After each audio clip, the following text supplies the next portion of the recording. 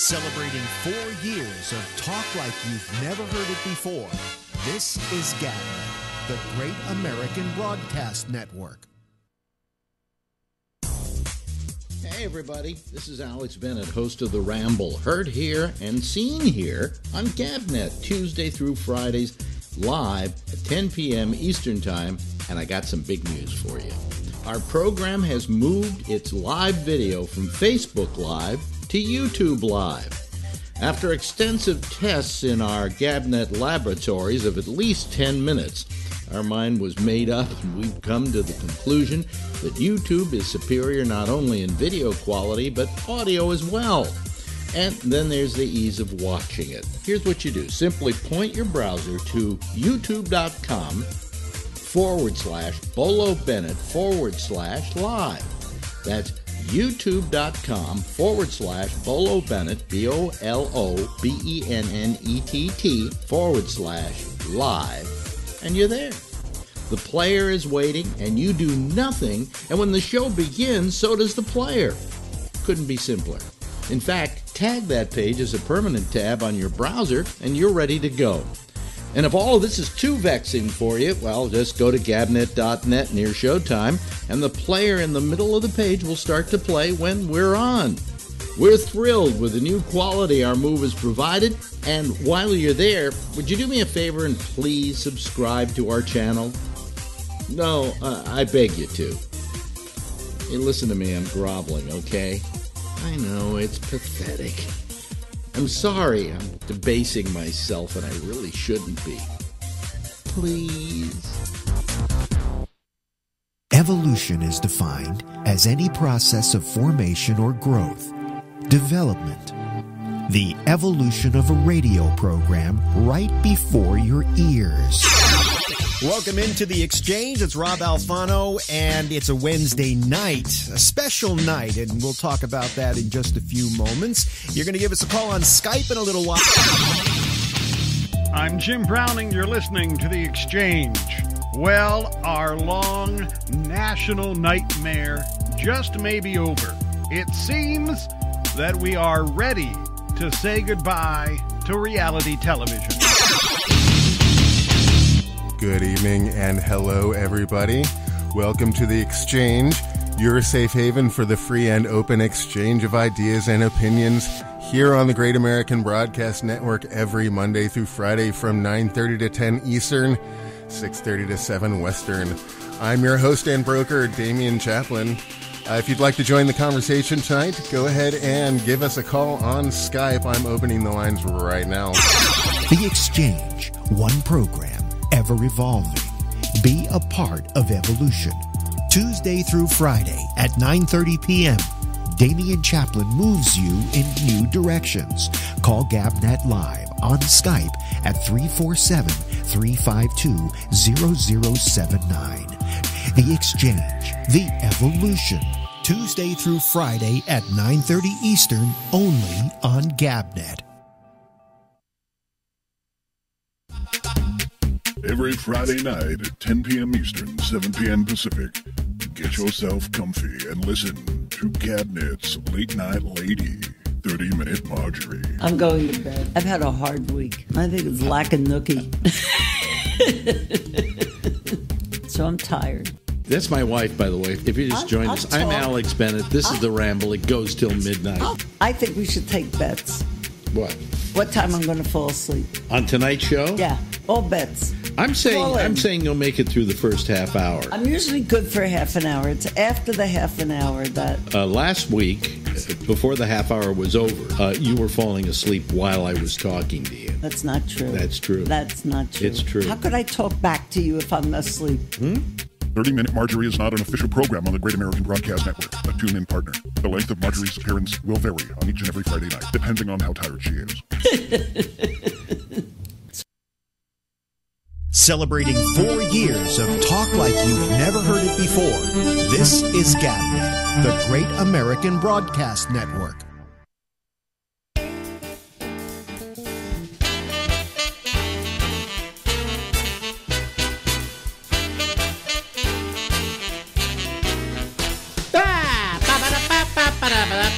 I'm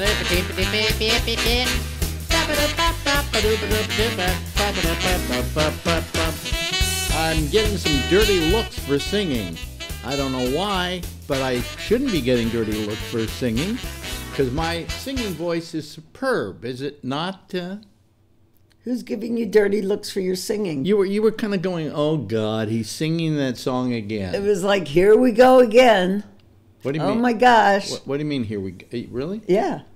You don't like when I sing to that song? Well, you're not. You don't have a good tune. What do you mean? I'm right on key. You're not. Yes, I am. To your ears. Wait a minute. You're the one who can't hear music. You know, you're tone deaf. Oh, speak for yourself, brother.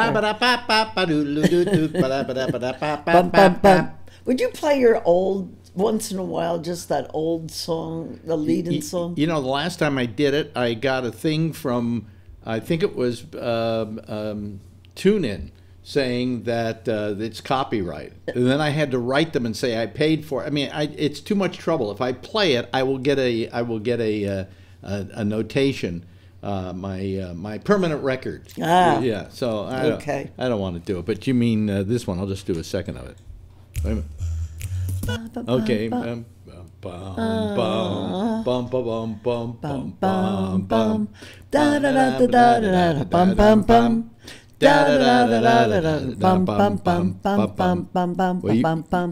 You would keep going bum bum bum bum. Well, I just added my little. And you're in your tone deaf ear. And I just added my little touch. That, ladies and gentlemen, is girlfriend. Hi. Yeah. Did I show you this thing? It's Friday. What's this thing? Oh, that's a Bluetooth sender from here, but the problem was I was going to use the Bluetooth earphones on the show because that makes sense. I could move around better, but I plugged it in and it's got this little thing here, see folks, that you can just put it into an earphone jack and then you can hear it on your Bluetooth. The only thing is it's slightly delayed. Oh, that's great. And I can't do a whole show with it slightly delayed. No, you can't. But anyway, look at this. See, I got some new cleaning. I use this. What's it's that? Supposed to clean your screen, but I use it to clean my glasses. Oh, I have to try it on my glasses. Yeah. But anyway, so it comes, of course, sealed, right? And it comes sealed in this. No, it's not a condom. It kind of looks like it, but it's not a condom. In your wildest dreams. Now, wait a minute. I want you to see this. Now, look at the size of this thing, okay? You got that? Okay? You see what that looks like? You wish. For those of you who are looking at us on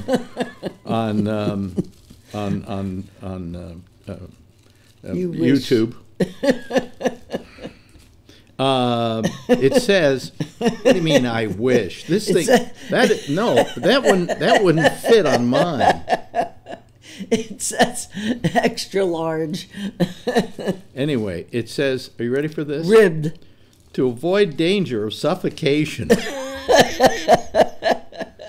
Keep this plastic bag away from babies and children. Do not use this bag in cribs, beds, carriages, or playpens. This bag is not a toy. Well, obviously they had some legal issues on it. But obviously they had to put that sticker on. If you've got a baby with a head that small, you better check the baby itself. But it could wrap it around its nose. Anyway, I've been saving that for a couple of days now. It could chew on it and suffocate. Really? Yeah, absolutely. Yeah? Okay. And obviously, for them to put a sentence like that on, they've had some legal issues. There's some lawyers somewhere saying, anything's plastic bags. No. They already had legal issues. No, I'm sure some kid died somewhere. No, I don't think they had a legal issue. Oh, that sounds like a result of a lawsuit. Well, all I know is, to begin with, why do they stick it on the thing? Why don't they just print it on the thing? On what thing? Oh, on the packaging. It's more expensive that way. Is it more expensive that way? Or just, in the packaging on the inside, do not use, the bag may suffocate kids. Well, the bag is off by the time you use that. Why put it on the bag? Alex. What? You don't. Nothing. What? What did I do? Nothing. What did I do wrong? Nothing. You don't put it on the bottle. By the time you get to the bottle, the wrapping's off. Okay. And suffocating some infant. Well, I almost suffocated myself on it the other I day. see, experimenting with Tried it. putting it up to my nose. What a week. I'm taking a holiday from Trump. I mean, no Trump talk. What do you mean, what a week? Is it what a week because you worked hard or because That too. it was a difficult I week wanted for to you? take today off and I couldn't. Or is it because of Trump? A combination. Well, explain what about Trump bothers you exactly, because he's really a fine president. I mean, every single day there's been something this week. But why is this week different Well, than you know, any other you week? seem to love, of all the stories. Now, for instance, you got to like where the North Korea thing is concerned, you can't complain yet. You know he's going to fuck it up, though. Well, of course he's going to fuck it up. Either that or he's going to give away the store. Yeah. You know, he's a lousy businessman. And he'll probably want to meet on a tanker or like a destroyer. Oh, well, but that's not uncommon. No, but he'll like definitely that. do that, and he'll probably be wearing a war jacket. Yeah, or something like Yeah. that. But anyway, there's some question as to whether he's going to meet with him at all. You know, if he isn't just putting up a front on this whole thing. That a lot of what he's not going to do. There are not enough people in the White House right now who are experienced enough to handle these kinds of negotiations. That's right. And he thinks, you know, I wrote The Art of the Deal. No, to begin with, he didn't write The Art of the Deal. Somebody else did. Right. And secondly, All his deals went to shit. all his deals went to shit. He was a lousy businessman. Do I want this guy doing business for my country? And then And all they got to do is if he goes to like North Korea and he arrives on the plane, all I and have to do is put some banners out. saying "Welcome Trump" and pictures of We Trump love you. and all of that. He'll give him the world. He'll give Kim Jong Un a blowjob. By the way, I noticed pictures of Kim Jong Un. This is interesting. You know, usually dictators kind of look evil, right, in their persona, and they do that because the people they're lording themselves over have to like be afraid of him. All right? Kim Jong-un, in all the pictures you see him, most of them, he's either passive, okay, or smiling. Well, you have to remember he's still a kid. Yeah, but he smiles. He's smiling all the time. And when he's not smiling, it's like this. But it's never He's stern. he's you like know. the village idiot. It's never a Hitler-esque positioning of himself and whatever. We'll just rub some poison on the face of his brother-in-law or something. Yeah. Well, George Bush looked into the eyes of Putin and saw a sincere man. So, you know, I mean, who knows what's going to happen with Donald Trump?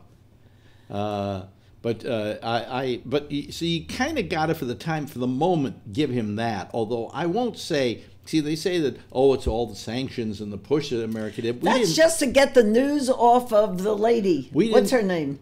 Huh? Well, we'll get to that in a No, second. but I mean, that's all diversion to get away from that. He's trying to get away from stormy weather. Yeah, I mean, he did the same thing with the trailer. The day after the trailer, not even the day after, within 24 hours, they released the 30,000 emails of Hillary Trump. Of Hillary Clinton. Hillary Trump? Where did that come from? I don't know. No, so anyway, so the thing is, what I did his position, what he didn't make Kim Jong-un suddenly say, I've got to come to some kind of peace deal with him. And the whole world, pretty much at the UN, put sanctions against him. So that kind of maybe hurt a little bit. That wasn't spearheaded by the United States. That was a general thing. Yeah, but China's delivering everything to them. China isn't talking to them much lately. Well, they're still delivering goods. And no, here's the thing. I heard this today. China and South Korea have not been talking to each other much lately. South Korea. North Korea. China. And North Korea. North Korea and China have not been talking to each other a lot lately. And they think part of the reason why is that Kim Jong-un's father was in bed with the Chinese, okay, and relied on the Chinese and became kind of a toady of the Chinese. And Kim Jong-un doesn't want to do that. He wants to be independent of China. So he and China are not getting along too well lately. That's at least the latest theory on it. So, right? I think it's just a diversion. Well, anyway, they don't think that it's, believe me, calling him Rocket Boy or whatever didn't bring him to a table. In fact, if anything, it kept him from coming. Don't do that. Oh, sorry. You can't keep your hands off keyboards and mice even when they're not yours. True. And what were you trying to do? Were you trying to make things neater there? I was just organizing. That's my keyboard. I need that keyboard. I have to run that keyboard. Anyway, so, Kim Jong-un, I don't think is doing, I think he's doing this because he feels, and I said this today on my Facebook page, that, Trump may have created a monster because what he did was he literally put Kim Jong-un on the center of the world stage. Yeah. And I think that he feels now that he's in a position to make deals and so on with these various countries by playing nice. Mm-hmm. But and let's not be mistaken about this, folks. He had he had a nuclear program, and he had those rockets, and it's those rockets and that nuclear program that's making people talk to him. Right, but he said he's not giving that up. Well, he didn't say he wasn't giving it up. He's going to use that as his negotiating thing. Sure. What does he need with a nuke?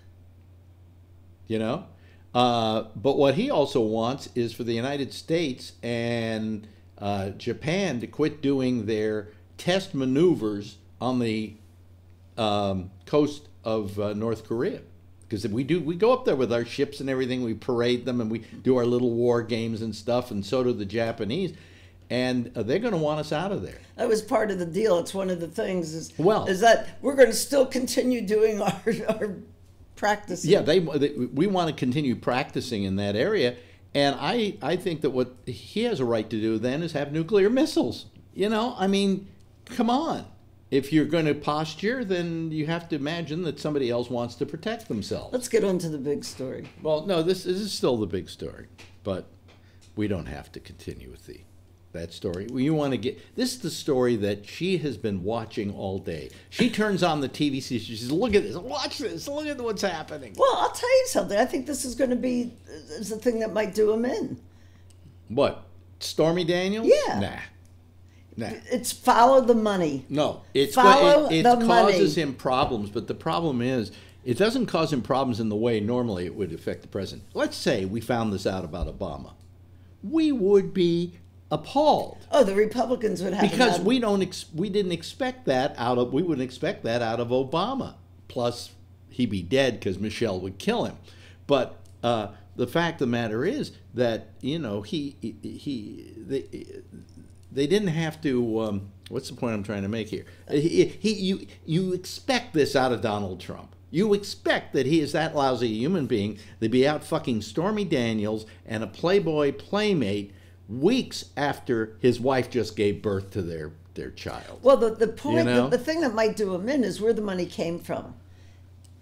I mean, the money didn't come. It only came from one source. Oh, it came from the lawyer. Oh, wait a minute. You don't know, by law, anything over $10,000 has to be reported to the Treasury Department. So that $130,000 was reported, and it may not have come directly from the lawyer. Was it reported? Yeah. Was it reported as a campaign contribution? Well, that's what they don't know. It might be, they might have taken money from the campaign to pay for that. Yeah.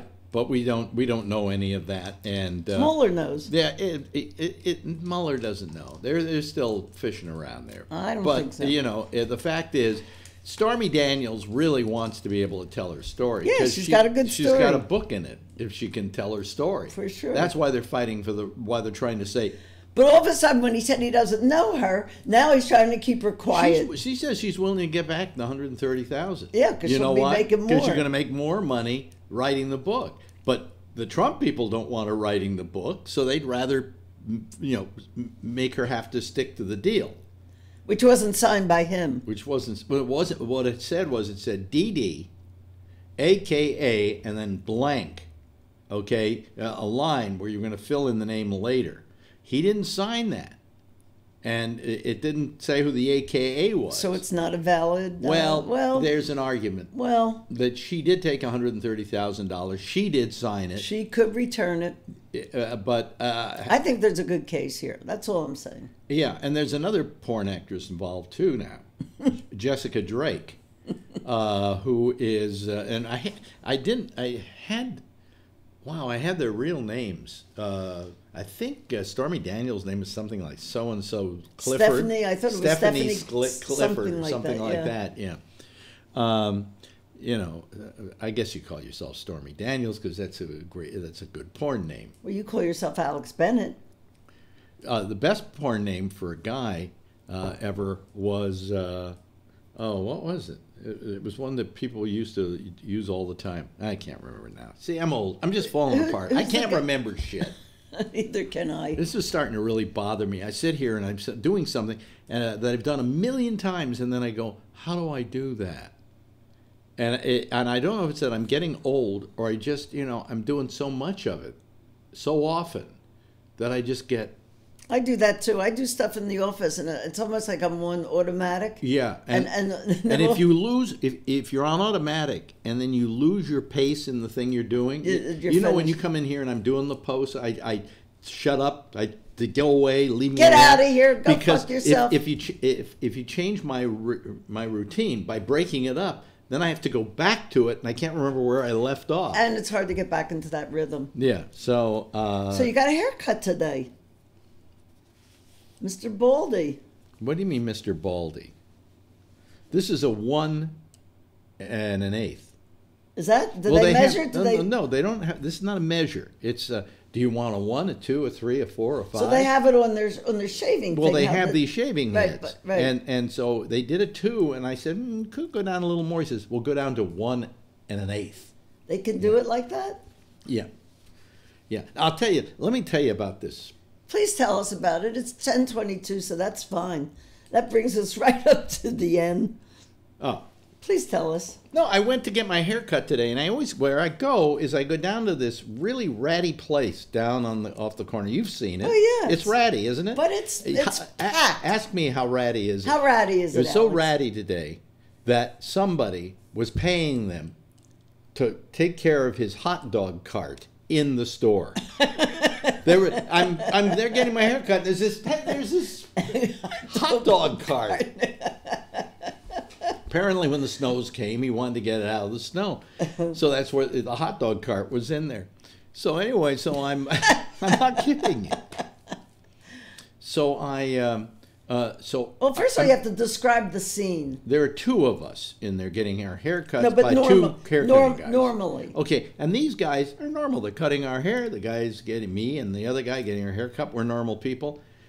There's no racism intended here, but all the people in that place, except for me, are black. Well, it's a black barbershop. It's one of those black barbershops where they become a social hub. Sure, it's right? like Starbucks. But in this case, we've got one up here that's more of a social hub where everybody goes in there and everything's a lot neater. Oh, is that where nicer. you went? No, I go to this really bad one. Oh. And these guys are down there, and there's like this big fat woman in there eating her lunch, which happens to be, I swear to you, a giant blueberry pie. Oh, God. And I'm looking at her, and I'm looking at the blueberry pie, and I'm saying, if you just did a few less blueberry pies, And now the guys are yelling at the top of their voice, telling stories. And this one guy going, my baby mama is so hot. Well, she's your baby mama. She's not your wife. My baby mama this. What's her name? Sharika or something like that. And they're yelling and screaming. And there's 6 of them doing this. And I'm going, this is the best entertainment for my $12 you can get anywhere. Absolutely. $12? Well, I tipped the guy $3. So wow. I don't want to tell you what my haircut costs. Well, my haircuts used to cost a fortune when I went to Vidal Sassoon. It used to cost like $75 to do this. But now I just go to this place down there. And yeah, he doesn't do a great job because a really good haircut grows out evenly. This thing, by about 3 weeks, 4 weeks, my hair's moving every direction. 2 weeks. Your hair grows fast. So I Every place except your beard. But, you know, for $12, you know, I can get a haircut every month, and it's no problem, you know. I'm getting my hair cut Monday after work. Yeah. But so you love this whole thing with Stormy Daniels. Oh, yeah. And she must, you know, he's trying to keep it quiet. I never knew her, blah, blah, blah. And then all of a sudden, he's paying her to keep quiet. Yeah. It's interesting. Sunday on the Fox, they're going to have, they're saying O.J. confesses. It's not exactly what that is. If I did it. No, well, what happened was. If I did it. I have a friend. Will you quit playing with I'm stuff? Not playing with yes, stuff. you are. Alex, just stop it. Oh, boy. Oh, boy. Anyway, many years ago, about 10 years ago, O.J. Wrote a book for Judith Regan, who was a good friend of mine. And the book was called, she wanted to call it... If I Did It. If I Did It. No. I Did It. I Did It. And he said, no, I want it to be called If I Did It. For his children. For his children. So it doesn't sound like a confession. But it was. Well, anyway, so they write this book, and it gets such a backlash, such a heated backlash, that the guy who was the owner of her company, which was Regan Books, she didn't own it. It was owned by Rupert Murdoch, right? They fired her from her own company. And then they took the book off the stands, and they sold it to the Goldmans, or gave it to the Goldmans, or something like that, who then released it under the name I Did It, right? But anyway, when this book was about to be published, she did a special for Fox with O.J. talking about the whole thing, and kind of like on the... How I did it. No, if I did it. But how he did it. Well, if I did it, this is how it went. A lot of people feel it's him... Confessing. But I don't know that you can take that to the bank. Okay? No, but it's... But anyway, she got fired by Murdoch. She turned around and sued Murdoch, and I think settled for $10 million. Okay? And she lost her book company, so she was out of the book business. She was one of the most successful publishers in the business. She did the Howard Stern book, and there were a whole bunch of other books. She had a great eye for doing something that was pop, you know. And then she did this, the O.J. book, and it was going to be a sensation. Well, they did this special, and when she had the whole problem suddenly with Rupert Murdoch and blah, blah, blah, blah, certainly Fox was not going to run it, right? So it was put on the shelf. Well, I don't know what it is, but I think it has something to do with something else that's happening on Sunday. Now, you may remember Fox had American Idol. Oh, right, it's coming back. Yeah, it's coming back, but not on Fox. It's coming back on ABC. So guess what? They're running O.J. against American Idol, and I'll bet you the O.J. thing wins. I agree. But I was wondering how Judith was taking this, because she's the interviewer on the show. And then I saw her that she does interviews on the show today about that. So apparently she's not unhappy with you know.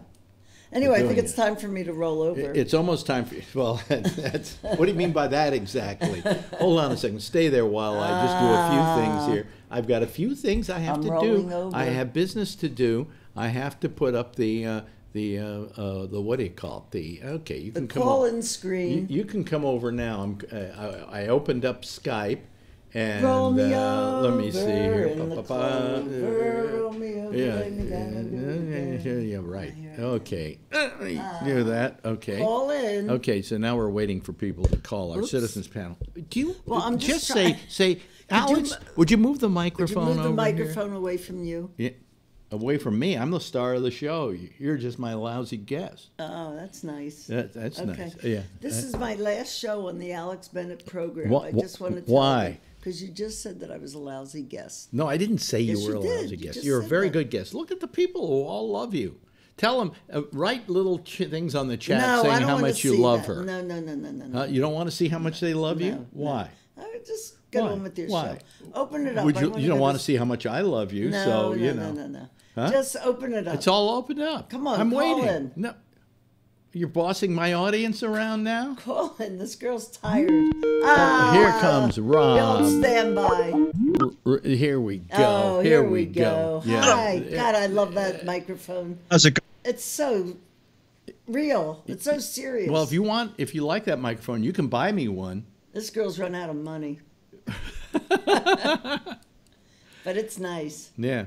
Yeah, it is nice, and he has a great set of pipes to go along with it. Oh, he does. Your promos, Rob, are fantastic. Thanks. Really. Yeah. Thanks. Yeah. How you doing, Rob? Pretty good. I'm so thankful it's Friday. Yeah, you've been working hard this week? It's been a long week. Yeah, me too. Yeah. I had a bad day yesterday. Well, how was it a bad day? I don't know. That's the problem. It's part of the fucked up part of being me. I woke up in a rancid mood. It just lasted that way. Yeah, I sometimes you wake up in a rancid mood, and then all day that permeates it, and it has nothing to do with anything that's happened. It might. Nope. I've had bad dreams where I wake up and the rest of the day I feel like shit. At least you have a reason. I woke up, and you know what happened? I woke up, and I'm laying, and I had 2 hours before I had to wake up, and I'm laying there, and you know what I'm thinking about?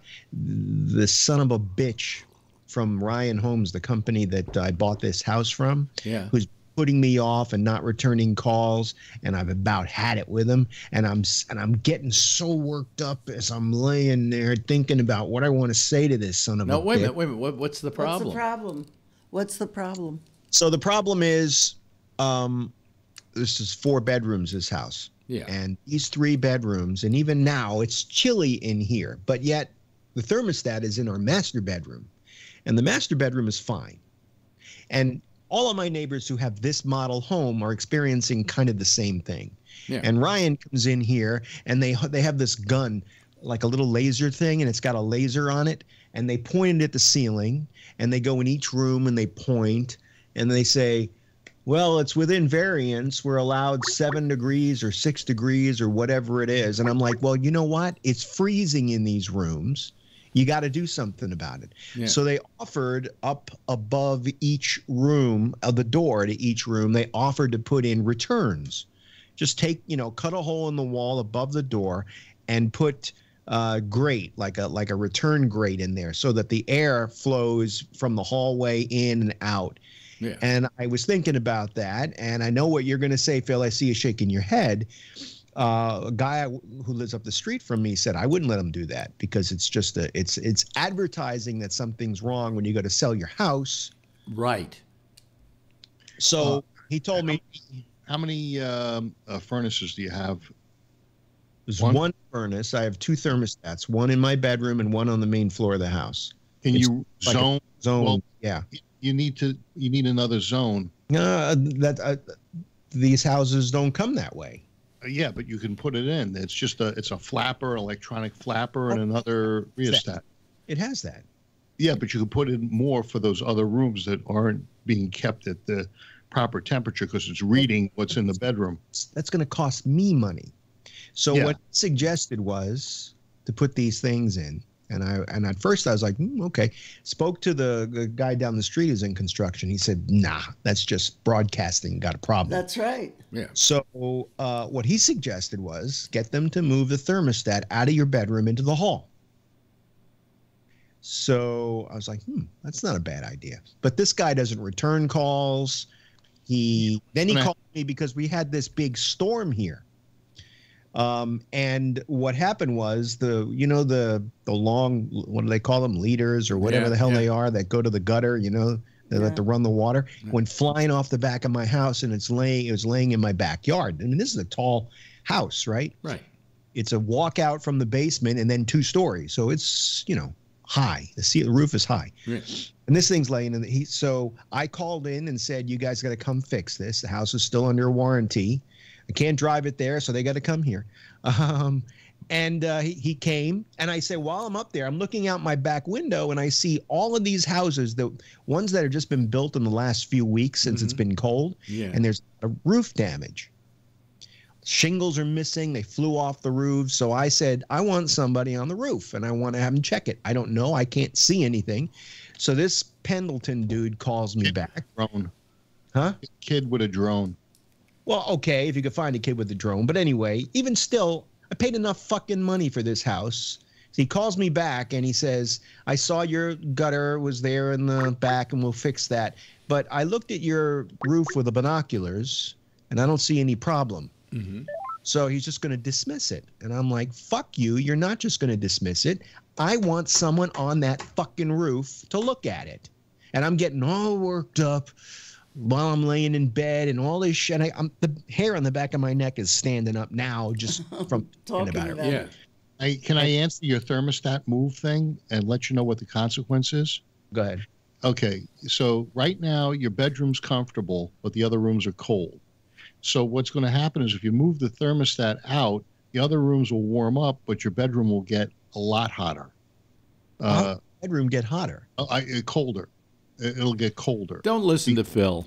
No, I'm saying good night. If the bedroom I know is it's getting boring, isn't it? If the bedroom's comfortable and you move the thermostat out, it's going to change what happens in the bedroom. It was exciting, by the way, while Rob was yelling and screaming. It'll get hotter. It'll get hotter in your bedroom, so it'll get too hot.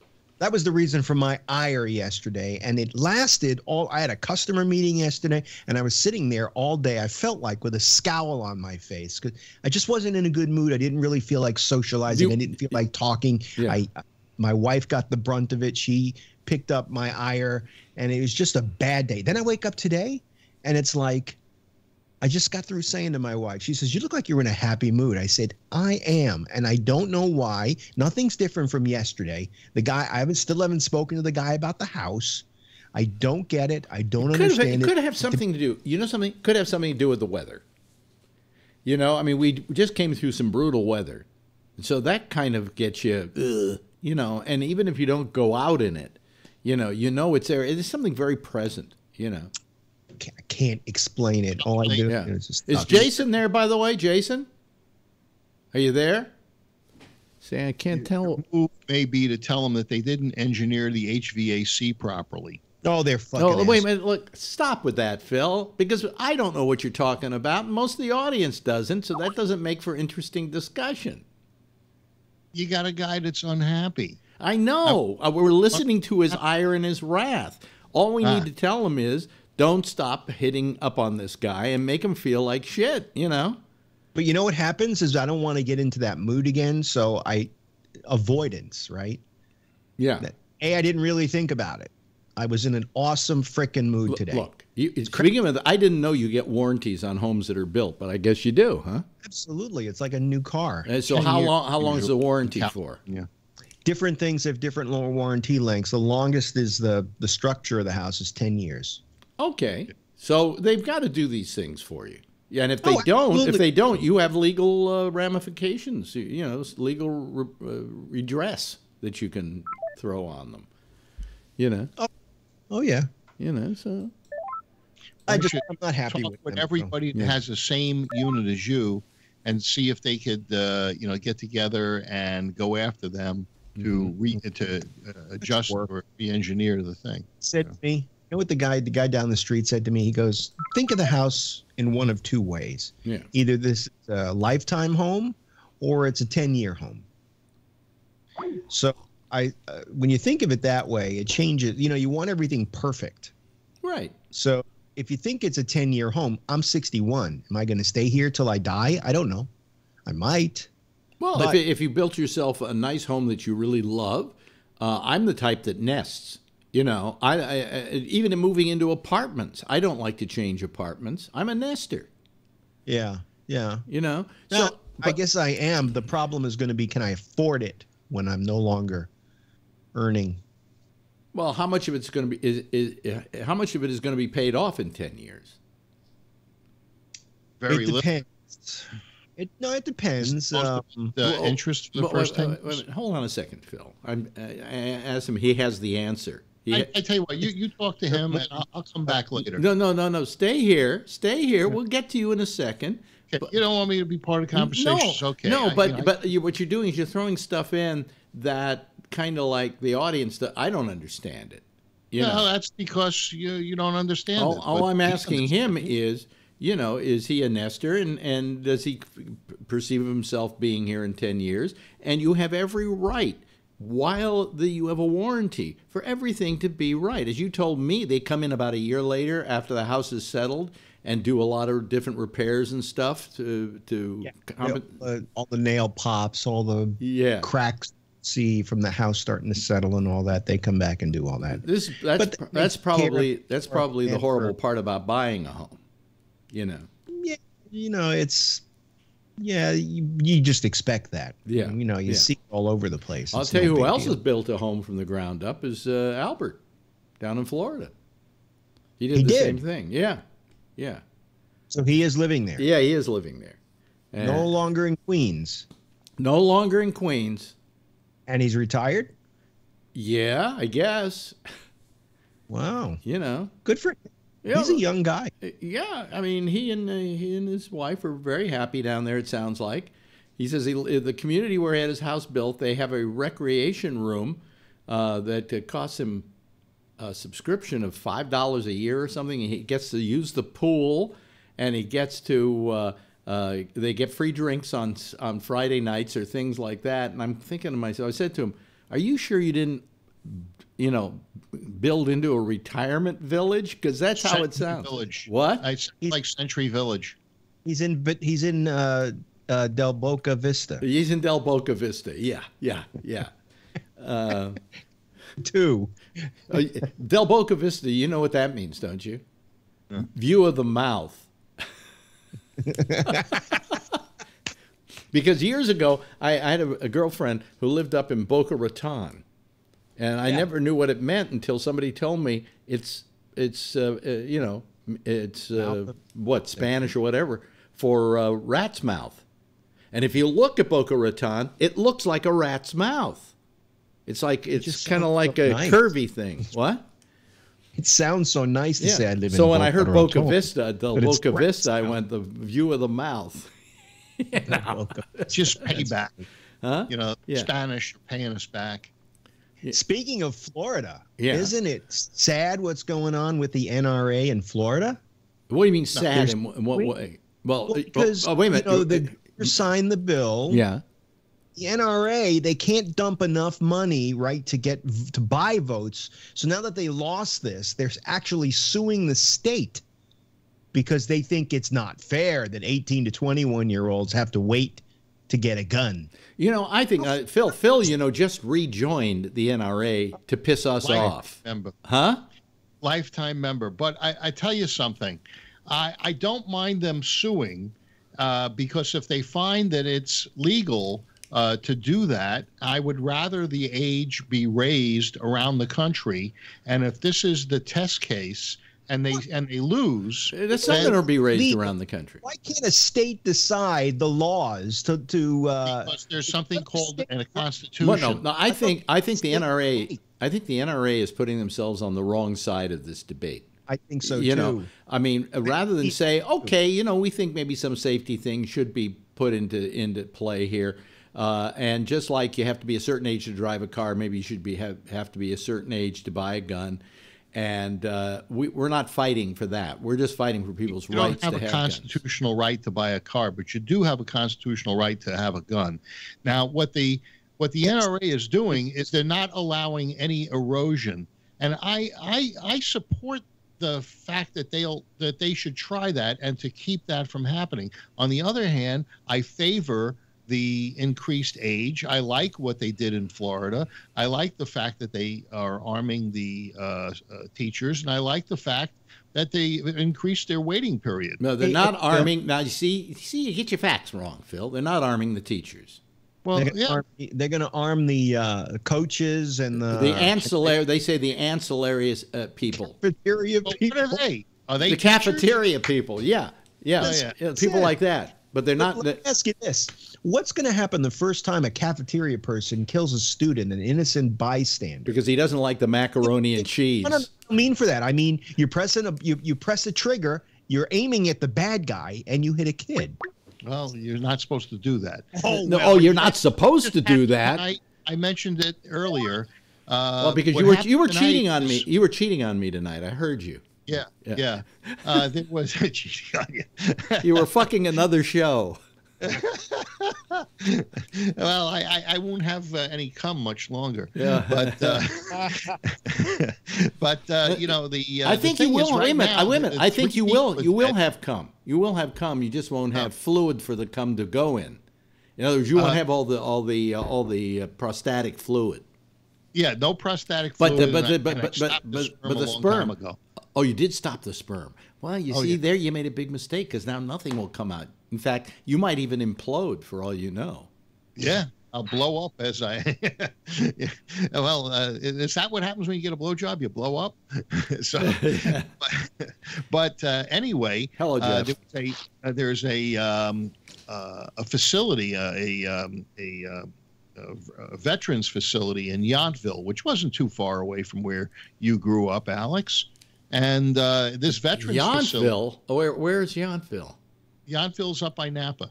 I think I remember. It's one of those towns that you pass by the sign. Right. It's just below Calistoga. You pass by the sign with an arrow saying Yountville. Right. And there's a lot of wineries there and so forth. Well, there's a state-run facility, a veterans facility. Veterans facility, yeah. Yeah. And I think it was built in the 1850s. Well, anyway, this guy walks in with a rifle, 36-year-old veteran with PTSD. And he takes a bunch of hostages this morning, around 10:30 this morning.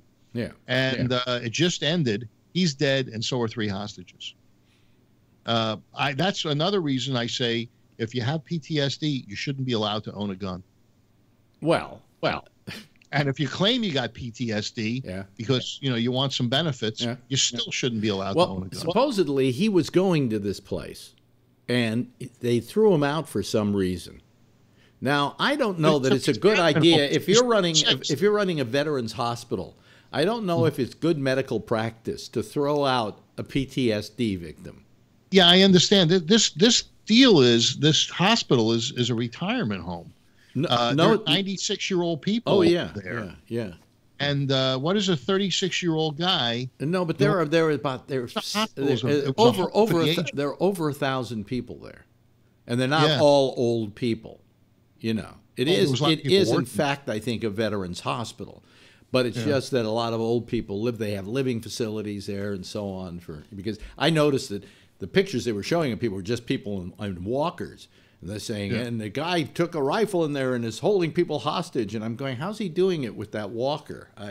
Because the shot just didn't match up with what they were saying.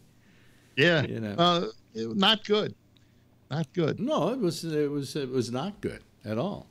Hello, Jeff. How you doing? I'm good. You have thermostat problems at all? Nope. I don't have thermostat problems because I don't have a thermostat in this apartment. I used to have 3 different devices in my other house. Yeah. And so you could adjust the temperature in different places. Yeah. Well, what happens here is we have the radiators, but what they put in were what looked like thermostats. They put 3 of them in the apartment. So it sends a signal out to the back stairwell where there's an antenna that takes the information and sends it back to the people in Brooklyn who run the building. And then they decide from what they see of the heat by way of these little devices, which look like thermostats, but they're not, whether to turn the heat on or turn it off. And I think they don't look at that often because some nights here it's been fucking freezing. Well, so are you saying this is like a 24/7 command center? Or they go home on nights and weekends and there's nobody there? I'm sure there are people that are sometimes not there. In fact, I sometimes have had to call the super here and say, call out to Brooklyn and tell them to send up a little more heat, please. I would they'd have a computer that would just regulate that stuff off the signals. Well, that's what this is supposed to kind of be, but they have to see it on the other end. And, let's say it's Shabbos and they're just not doing anything, Because these are Hasidim. They're not Saturdays. We're not getting heat, or if we're getting heat, we're getting it all the time. Well, I've in my old house, I had one thermostat. Oh, here we go. Four floors above the garage, so it was 5 total floors, and it was built on a hillside. So at the top floor were the bedrooms, and it was always hotter than Hades up there. Really? And then the other floors, it started getting cooler and cooler. Finally, what I did was I got one of those gas inserts in the living room in the fireplace, and there you can control the temperature. And the one I got, I think, could control 1,700 square feet. So that made the second and the floor above it, I had a half floor above it, made it very comfortable. So, there might be a way for you to get some sort of auxiliary thing. I know you don't want to spend any money. He shouldn't have to. He shouldn't have to. Exactly. I told him, I said, I didn't design this house. You guys did. There are times when you don't want to pay money that it's not your responsibility to pay. Well, he has a reasonable thing. He says you guys designed it. It's a defect in design. But they'll tell you with a little laser they shoot up. It tells you immediate temperature. Don't listen to their laser. Well, to begin with, were they shooting? Wait, hold on a second. Were they shooting at the ceiling? Yeah, they shoot. Well, it's going to be warmer up there than it's going to be down where you're sitting. But it doesn't matter if you're measuring each room the same, right? So if they go into my bedroom, it's like a 6 to 7 degrees warmer on the ceiling there. So basically what you're saying is I don't care what that fucking laser says, I'm freezing my ass off down here. I can make it nice and toasty in here, but in that room you might as well can grow fungus on your knuckles. Yes, Jeff. In the town that I live in, if you have a house built, a new house, you gotta have that house approved. Right. That's same here. By the local town guys. Yeah. I would go see those guys. They're all on the payroll. No. Here they are. I'm talking about people who work for the town. I know. They're all on the payroll. Why were they on the payroll? Oh, because the guy who told me to have him to move the thermostat, he's in construction. He told me, he goes, this town is it's a good boys club here. He goes, you can't get a word in edgewise. If they have a building permit and you're going to hire a contractor that they don't know, you'll never get that permit. No.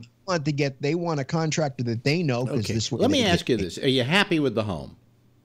I love the home. I think it's a beautiful home. Am I happy with? Has the quality of Ryan homes gone down since 2009 when I bought the last one? Yeah. Absolutely. Okay. They don't give a rat's ass about their customers. Their customer service sucks. You have a right to your happiness. I asked you before, and then we didn't get an answer because we went off on some other track. I mean, 10 years from now, how much is this thing going to be paid off? Oh, I don't know. It depends on what happens between now and 10 years. Yeah. 15 for a 30-year mortgage. It's a 30-year mortgage. Yeah. A 30-year mortgage. Yeah. And so my plan is when my mother passes, whenever that is, the house that we're going to sell, my brother and I will split. That money will go towards paying down a good part of this. By the way, I don't want people to get the idea you're sitting there waiting for your mother to die so you can get her money. Don't.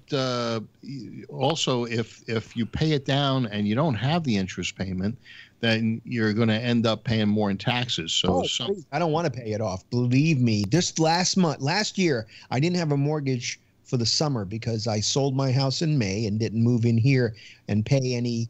I don't think November was the first. Do you know how I got hit in my taxes for that? Yeah, I do, because the same thing happened to me. Yeah, got hit big. I lost a ton of money because of that. I'd much rather have a mortgage. I'm very happy to have a mortgage. Now, do I know what Trump's going to do to next year about exemptions and my paycheck and all the other stuff? Am I taking out enough? Am I taking too much in exemptions? I don't know yet. I know there's a calculator. I haven't had a chance to go and play with it. Take out whatever you have been taking out already. Which is what I have been. And then you'll, if it's to the good, you'll get money back next year, more than you expected. If it's to the bad, you're taken care of. Well, as long as I don't have to owe. Yeah. Yes, Jeff. The other thing that I would take a look is whoever you can find out the information, as if you can see the original drawings on the building. even if your houses are somewhat repetitive, you're going to find out who the architect was and who signed for this thing. Call him. Where would I get that? It's on the plans. By the way, if on the plans you find out the architect is Picasso, you're really in trouble. It should be on the plans, right on the side of the plans. Yeah, where will I get a copy of the plans? They're at the building department, and they're available to you free of charge. You just go there, ask them for the plans for that thing. They sent the first people that they sent here were the guys who put the heating system in, and they went upstairs and they, into this crawl space, and they cheap out everywhere today. They don't use ducting anymore. They don't use real metal ducting anymore. They use those round like they look like plated accordions. Yeah, right, and they're flexible. And the guy measured in all the different registers, and he said, "Yeah, you got plenty of air coming out of each one of these. It's not that." So I don't want to get into it. It's just I'm just saying. I just said it only to illustrate that yesterday was a day that I could have, if I had a gun, might not have been a good day, and yet today. I just feel like that's why we want strong gun laws, is to keep us protected from people like Rob on bad days. I might have, who knows what I might have done. Oh, my poor wife took the brunt. I apologize when I came home. In the morning, I was a bastard. I just was. And when I got home, I said, I'm sorry. You know what I love is that saying that, the only good guy, the good guys with guns will protect us from bad guys with guns. But the trouble is, that people are good guys with guns until they shoot them at somebody. That's true. That's exactly right. He was a quiet man, usually is what you hear. Yeah, he was kept to himself. The neighbors kind of thought he was a little strange, but he was nice. He was nice to the kids and the dogs. Shocked. He used to call into a talk show 4 nights a week, I'm worried about you, Phil, really. Yeah. By the way, I want to say that in case you never get the feeling, I am concerned about your upcoming prostate operation. I talked to the doctor today, and I said, "How did I go in there to get the prostate?" It's laparoscopically now, isn't it? Yeah, no, but I said, "Do they go up the ass, or what do they do?" He says, "No." He says, "We make some incisions in your abdomen." And they're little. No, it's all laparoscopic now. Yeah, he says, I think 5 or 6 incisions, and they do it. And he says, I said, I need to get back to work. And so I said, you think I can get back in a couple of days, even though I have the catheter? He says, yeah. He says, just do your Kegel exercises. Yeah. I said, at least you rather hear that they're going to make small little incisions rather than somebody's going to stick their hand up your ass and just pull it out, Yeah. Well, I was ready for that, I'm concerned, and I want it to all go well for you and be as painless and as error-free as possible. Well, I asked him. I said, "Do you put the catheter in while I'm still under?" He says, "Yeah." I said, "Okay, great." I says, "Will taking the catheter out be any worse than the cystoscopy?" And he says, "No, it's much easier." I said, "Oh, okay." That was the biggest. If you need catheter hints, just call Patrick. Okay, but he changes them. They just pull the catheter out. Yeah. Right. My father had one, and he said it was the weirdest feeling in the world. Yeah, well, they do that with the cystoscopy too. They just pull that thing out. And then he came like a motherfucker, right?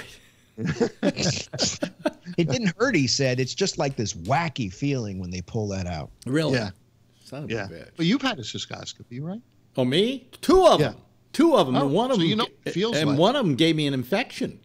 Yeah. Yeah. Yeah. Oh, I had this one doctor. He was like, he loved that. And I think you're going to need another cystoscopy. You know why he liked giving cystoscopies? It was uncomfortable for you, but it was worth about $1,000 to him. Okay. I mean, I have this doctor, this urologist, who loves to stick things up my ass. Like he gave me a sonic look at my prostate to make sure it was okay, and that's a good way to look at it because you can see the lumps and if there are any problems with it.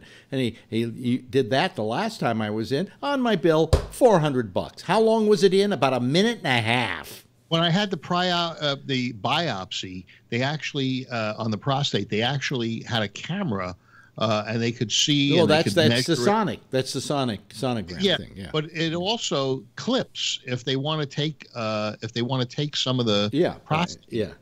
And that hurts. Well, it didn't hurt as much the second time as the first time. First time I thought I was going to die, but it's like these little snips, and you can actually feel it. The prostate does have nerves. Well, the thing is that the reason why people my age, they suggest don't get a PSA test is because, number one, if you're getting it now at this point in your life, it's probably very slow growing, and doctors will be of a notion to give biopsies, which can have far more worse ramifications than just having a little cancer on the prostate. Yeah. Well, bottom line is, I said to the doctor, I said, my insurance, I had to renew it last year. I had cancer. My life insurance was very high. So, and I got a whole life policy because, just a term would have been outrageously expensive. So I said, can I now, after you rip this out, I'm cancer free, right? And he says, yeah. And he says, well, then, I don't know how long the insurance company is going to make me go. My age will increase and it'll get just as expensive. Yeah, but isn't it 5 years with cancer, right? Isn't it 5 years? Well, no. If they remove his prostate, forget it. There's no cancer, right? Oh. Okay, that's it. They got it. Yeah. So it's one of those things where, a lot of other operations like the one my ex-wife had, and so on, for her pancreatic cancer. Yeah, 5 years. Then you're considered somewhat out of the woods. With this, I think you're considered out of the woods as long as it hasn't spread. You're out of the woods the minute they take it out. Yeah, Rudy Giuliani is walking around without a prostate, and he had his ripped out about 20 years ago. Who's that? Rudy Giuliani. Oh, okay. Yeah, that's right. That's right. He did have prostate cancer. And a lot of people had it. It's very, it's very common. Now, Marjorie had a friend that had prostate cancer that had some other kind of procedure, and then it came back, and it was more aggressive, and he died. Right? He had prostate cancer, and he. I don't know if he caught it late or whatever, and he was a much younger guy too. The younger you get it, the more dangerous it is. Cancer. At my age, my chances of getting prostate cancer eventually, if I live long enough, is about 80% or something like that. But it's not the kind of prostate cancer where they go, well, we got to go in there and take it out. They'll say, we'll wait and watch. It probably isn't going to have much growth in the next couple of years. It's just going to, and you're going to die before it, which is not a pleasant way to say things, but you're going to be dead before it gets to be a problem. And that's why they also suggest that, people my age don't get a PSA, although my urologist wants me to. You know why? So he can have me come back. He can have me come back he says, come back in 6 months, get another test, come back in 6 months, and then we'll look at that and see if it's changed at all. And then, of course, I'll go there and he'll say, well, while you're here, he either does the outside sonogram, which is $400, or the one that goes in your ass, it's $400. And then he walks out about $700 richer. And now with my new insurance plan from SAG-AFTRA, he's going to be very wealthy because they pay a lot. They're very good about this. By the way, new doctor this year because I moved and she didn't do a prostate exam. She did a PSA test. Yeah. Well, give her some indication of something. Digital exam, which made me fine. I'm fine with that. My other doctor never missed a chance. See, I never had a woman urologist to stick her finger up my ass. If that had been the case, I'd be going there twice a year and not complaining about it. Yeah. Did they kiss first? What? I got rid of that doctor lady. What? She was the creepiest. The urologist? Ever had. Was she a urologist? What's creepy about her? She was the general. GP. Thing, and she thought she should do it. Well, my GP is a cardiologist. Okay, so every time I go to him, he goes, well, we better take a look at that aortic stenosis you have just to make sure it hasn't changed. And, of course, it never changes, So how does he check it? He tells you to bend over? No, he has a machine that he bought for a lot of money, and he's got to make the money back off the machine, right? So he lies me down. It's just all these things are sonograms. It's like a sonogram, and I'm on my side, and he runs it up one side and down the other, and he's checking for stuff, and he goes, "Okay, I just looked at your heart, and the aortic stenosis is the same as it was 2 years ago." Okay, but you got twins. But next year we'll have to do it again. So. Hey, the way I'll tell you, doctors are doing. It used to be the old days where a guy was a doctor and he bought a yacht immediately. Today, it's not that kind of profession anymore. The money is not there like it used to be, and so these guys have to do all these things. To begin with, the insurance companies only pay. Insurance companies are only paying partial. Okay, they're afraid to get sued. If they don't do these tests. No, and that's not it at all. I'm telling you this right now. If you had Medicare like I do, and you have what do you call it, a supplemental thing, you get an accounting of how much they charged, and then how much Medicare and the insurance company paid. And when you look at that, I start feeling sorry for the doctor. The doctor charges $200 for the visit. Medicare says you're getting $76. So they got to see a lot of people. They got to use a lot of angiograms or whatever the thing is he does with me. You got to do a lot of sticking sonar up a guy's ass in order to just kind of make a little bit of money out of it. You got to pad the bill, and I don't mind them doing it. It's not being done on my buck. It's being done on the buck of my insurance companies and on Medicare. I don't mind if they do that. That's the problem with these kinds of services is people don't give a shit. It's like going to a buffet. They'll fill up the plate, the fourth plate. They'll leave it on the table, and it's just a waste. If you watched, what was being paid, and that's what. But all I'm saying is that I understand why doctors are padding the bills these days, because they're not getting as much as they used to off of their charge. This is why they also charge more, so that they get more of less, Well, I went to this lecture with Forbes, the Malcolm Forbes' son. I forgot the guy's first name. Anyway, he said that he knew a guy that went for an operation, and it wasn't an elective operation, but it wasn't critical that he have it right away. So the doctor had sent him to one place, and it was going to be $11,000. And so he called up a couple of other places, and he got it for $60-something hundred, only because he shopped around. And if the charges that hospitals charged were more transparent, and their record of mistakes were more transparent, we would have healthcare that cost less and was superior. But because they hide all of these things, and we're saying, hey, the insurance company pays for it. Well, it's not my money. What do I care? And that's why we're in the state of that we are with medical. I agree with you on that, 100%. I think you're right, and I think the insurance is the symptom of a bigger problem. These high rates. It all started with all the suing and all the. Today we have this guy Scarelli get sentenced to 7 years in prison. Now, he didn't get sent to prison for upping the prices on an AIDS drug. By the way, this was the guy, in case you aren't familiar with it, folks, who had this AIDS drug. He bought the company that had an AIDS drug, and it was like, I don't know, $100 or something, and he immediately raised the price to $500. All right? And everybody hated him. He became the most hated man in America.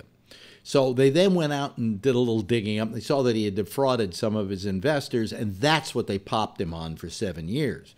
But Scarelli is considered this horrible guy for what he did, and he was. But, he did what every other pharmaceutical company in the country is doing. I just found it out recently from me getting Cialis for my benign prostate hyperplasia, in that I had to go get prior authorization in order to get it, and then I got it, and I got it from my insurance company, my pharmaceutical insurance company, which makes me buy 3 months at a time, and it's amazing how cheap my drugs are. I've cut my drug costs by 2/3. Yeah, I told you it's cheap when you literally use Optum. by 2/3. Okay, Express Scripts by 2/3. I get the Cialis, and it says on there, your pharmacy plan saved you $1,377. Yeah. And I'm thinking about this, and I'm going, then how much does I can't remember who makes Cialis. How much do they Pfizer? How much do they charge? I thought Pfizer made Viagra. No. For a 1 month supply of this stuff, which is it's a daily Cialis, okay, it's $500 a month. Okay, I'm getting it for what, $66 a month or something like that, you know. But at 33, it's $500 a month. What? They're holding men's boners hostage. How many pills luxury did you get in the 3 months? Huh? How many you get in 3 months? You get 90 pills. Yeah. Yeah. You got 90. Yeah, they come in 3 different bottles that say number 1 of 3, number 2 of 3, number 3 of 3. You know? Oh, I get the big bottle. They send me the big. Yeah, well, I go to a wall. They have Walgreens here. They do their thing through Walgreens. You can go to this Walgreens, and they make it up, but they do it that way. I see. I think they just do it because, you know, it's in some ways it's easier for you if you want to just, this month I'm filling up my pill thing, you know, and here's this month's supply. But all I'm saying is, when you think about the prices they're charging for this stuff, I mean, Cialis, come on, figure they could probably sell it for $100 a month and may still make a lovely profit off of it. But they know what it's being used for. Oh, you've got Viagra. What is it? What's the company on there? Pfizer. It is Pfizer. Then somebody else's Cialis. I can't remember who. Why, were you taking Viagra? Yeah, especially when I was dating 5 girls. When you were dating 5 girls, you needed the Viagra. Oh, I had them coming in the morning, the afternoon. I never had to take any boner pill when I was dating 5 women. Yeah, but you were also 27. But no, I was in my 40s. This expired in October of 14. I wonder if they. Oh, it's good. It's good. Do you know what they did? The government. This is a hint to all our audience out there. Here's a little pharmacy hint for you. Let's say you get, I don't know, some pill for something, and you're young, or maybe even get Viagra, and you say I have like some antibiotics that I have here in case I get something. Okay, the doctor gave me a supply because it was for diverticulitis. Like if I'm traveling to Europe and I get it, I then have this little supply, and then when I come back, I can get it taken care of. Anyway, I looked up to see, it says like 1 year from this date, throw this away. It's not any good. If you look it up online, ladies and gentlemen, to see about the expiration date on drugs, what they say is that the United States government did a survey, did a what do you call it? What's the word I'm looking for here? They did a study to see how long medicine lasts. And what they found out was 15 years. The reason the drug companies put that on there is they guarantee that as the effective date, that it has its full potency, but also because they want you to go buy more. But the government said to all their facilities, keep using it for 7 years. Keep passing out the pills you bought yesterday for 7 years, because we found that the potency doesn't diminish enough that it would make the pill not work. So, Jeff knows about this stuff. I don't buy things in 3 month increments anymore, because I found a lot of the pills that I was taking was canceled. That drug is not working well enough, or you really don't need it anymore, or whatever. And so I was spending a lot of money for stuff that ultimately, what are you going to do? You got to throw them away. But I have like a generic Crestor that I use, Rovastatin or Rovastatin. I can't remember how it's pronounced. Something like that. And I was paying $35 a month. I'm now paying $25 for 3 months. So I don't care if all of a sudden my doctor 2 months from now says stop taking it. You know, that's how I feel. It's way You're the guy with the full plate left over at the buffet. No, but listen, I'm delighted with this. I'm going to tell you something. I've been feeling very bad and very depressed about something. Let me tell you folks about this. Oh, Alex, you're depressed? How unusual. I've been depressed about the fact that, you know, she's out still working, got a good job with the Chinese, and she makes really good money. And, you know, she makes our life better by bringing home the bacon.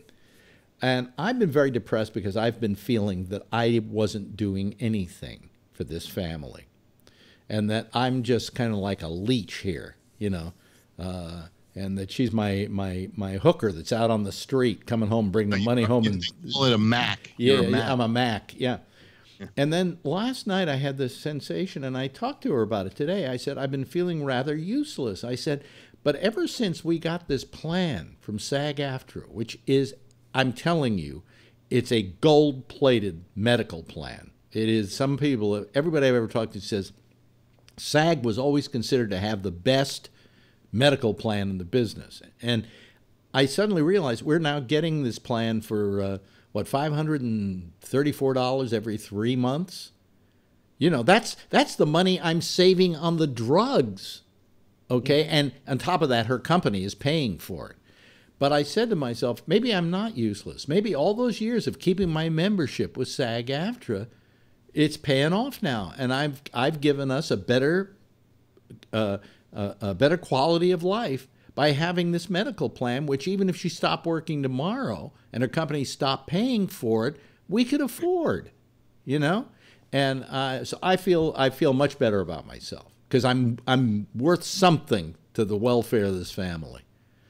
Yeah. Okay. Yes, Jeff. You could improve that strategy. Is you could sign up with a couple of psychiatrists at the same time. A couple of psychiatrists? Yeah, it'll make you feel better, and I think you have don't use your insurance quite a bit. Oh, we also got dental with this, up to $2,500 a year, which is better than any plan I've had in the past. They're usually $1,500. Huh? Is it a 50-50 match? Well, no, it's different. Like if you get your teeth cleaned, it's everything. Oh. You know, and if you get your tooth replaced, it's like 50 a crown. It's 50-50. You know, but there's a $2,500 max. But usually these plans are only $1,500 max. So it's great. It's a great plan. So I feel good about it. By the way, is anybody else going to call tonight? This is the lightest night we've had. Last night we were packed. We were packed the night before. A full complement of people. Is anybody else going to call me? Or I mean, I don't mind this group of people. They're very interesting to talk to. And there's one in the group who will piss us off, which is very good for the show. So, you know.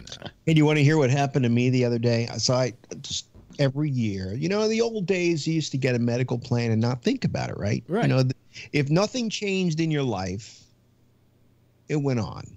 Right. You know, you did nothing. It's time to sign up again, open, blah, blah, blah, right? Well, I work for this really huge company, and with huge companies, especially now, every year, and every company does this, every year you need to re-sign up because everything changes, right? And they have different plans and you have different companies. You could go with Anthem. So you have a choice. Yes, there's a plethora of choices, right? It's a smorgasbord of medical. You can do Kaiser, you could do whatever. So this year, I picked something. I did it back in October of last year. Yeah. And then come late December, all the cards start to show up. So I got my card from my, the Optum RX, and that's through United Healthcare. And that's it. That's all I got. Right? So now I have to find a new doctor. So I go and I find a new doctor in this area because I moved. Yeah. And I go and I say I have United Healthcare, and I hand them this card. And the card says this is prescription only. I assume that it was Yeah. You know?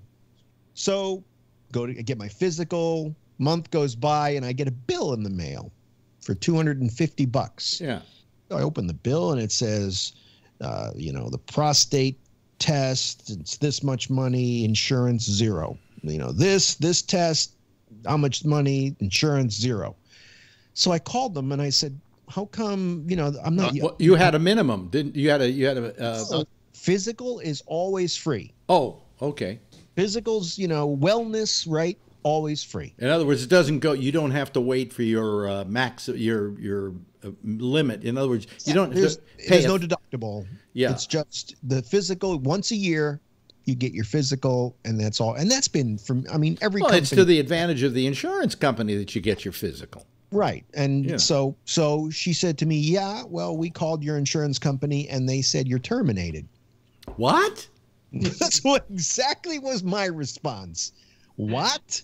I'm full-time employed, been with this company 2 years. It's coming out of my paycheck. They said you don't have insurance. So I log into the website and I could see I got insurance, or at least it looks like I do. So then I got a call now. And so I go to my benefits page with my company. But the problem is this benefits page is so unwieldy because there are 9 gazillion choices. So then I finally called HR. And what is going on here? And they said, well, you don't have United Healthcare. You've got Anthem, Blue Cross, Blue Shield. So I had the wrong, and now I'm on the phone.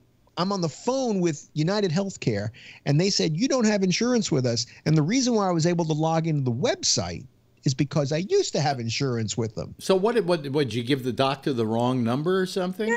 Gave him a card, and I gave him a card because that's the card I got in the mail. But it says on it, this is only for prescriptions. I didn't see. It's a small little print. Now, do you say Optimum RX when you get the 90 days? Are they cheap too through them? Yeah, $10. See, because we could have had Optimum RX and we didn't do it. We didn't go through. Yeah, and I said we've been paying. I think we've been paying more money the last couple of years for drugs than we had to. Exactly, because if you go down to the local CVS or Walgreens and do 30 days, you pay a lot more than you do for the 90. I'm paying more, as I say, for rovastatin or the statin that I'm taking. I pay more for 1 month at the CVS than I'm paying for all 3 months through my prescription plan. So that's you want to hear an insurance horror story?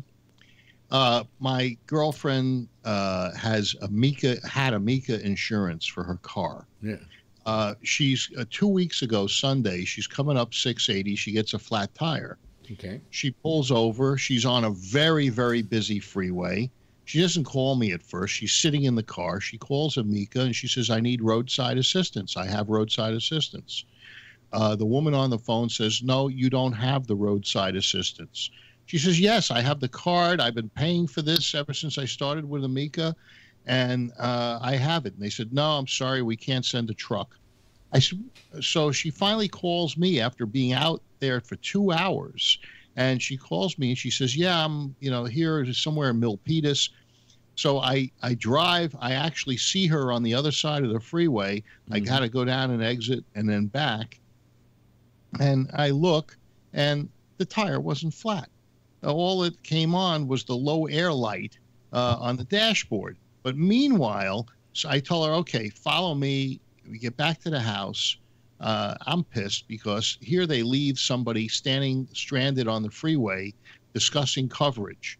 Send her a bill if she didn't have coverage. But the fact was she did have the coverage. So the next day we canceled Amica and they refunded all the year's coverage that she had for the towing. And, now I'm going to write a bad Yelp. But, these guys left her on the freeway. These are the kind of problems in life that we shouldn't be having. You buy some insurance, and you shouldn't have any problems with it. No, I'll tell you where I'm very lucky with the SAG-AFTRA thing is as opposed to going to, like I had to get that prior authorization, I didn't go through the through Express Scripts. My doctor sent a fax to SAG-AFTRA, and their plan handles all the claims. And they're very good about it. They're very good about it. Didn't you read that thing today on the SAG-AFTRA insurance that they went bankrupt and they just eliminated their coverage for all of their people? No, I didn't, Phil. Oh well, I'm sure I will read about it after the show is over, and then when you find a dead body here when the cameras go on Tuesday, you'll know why. Yeah, well, I guess you won't switch it off to the next show. No, you know something? All these years that I belonged to SAG-AFTRA, and I belonged to them when I didn't even need them, right? I could have taken a honorary withdrawal for the time being when I didn't need them. I still kept being a member, and it finally paid off. I finally got something for my money. I thought when you got in that, and you say no, but I thought you told me that you wanted the insurance. And here it is, 35, 40 years later, you finally got it. Well, you see, I couldn't get the insurance over the years because I wasn't working at an after station long enough to make enough money in every quarter to buy their insurance. Well, but somehow with this thing, it's because I'm a senior member. They are offering this to me. So. Yes, but you were a union signatory. And I thought that was the reason. I became a union signatory because, number one, Alex Bennett was employed by Bennett Communications, and so as a union member, I didn't want to work for a non-union shop. So because I worked for so what we did is my company paid into pension welfare and into my health and everything else. And one day they said, "Oh, you can't do that. That's a sham. You're doing that, blah, blah, blah, blah, blah." And we said, "No, we're doing it because we really do, want to be a union shop. And we do other stuff, and we will be hiring people from time to time. And we just want, Alex is a union guy, and he wants to be in the union." And they said, "No, you can't do that." And you know something? They never returned all the money we sent them for pension and welfare. And it never got credited to my account. The only pension and welfare I have is for the time I worked here in New York and, a few things like Comedy Tonight and the TV shows that I did that got me some SAG-AFTRA bucks. HBO. I just got another payment from HBO for $77 for a Bill Maher special they run. And over the years, that's made me a lot of money. Just, it was like 20 years ago, 25 years ago, and every year I get a check for $77. It's not bad. So where do they run these specials? On HBO Go. Oh, okay. I don't have HBO. If you go to the HBO Go and you look up the Bill Maher special, the voice at the beginning of it is, and introducing Bill Maher is me. Yeah. There are also a whole bunch of other shows I did for them, but they don't run them that often. And they also run them on HBO, too. They run a lot of the one-night stands on HBO.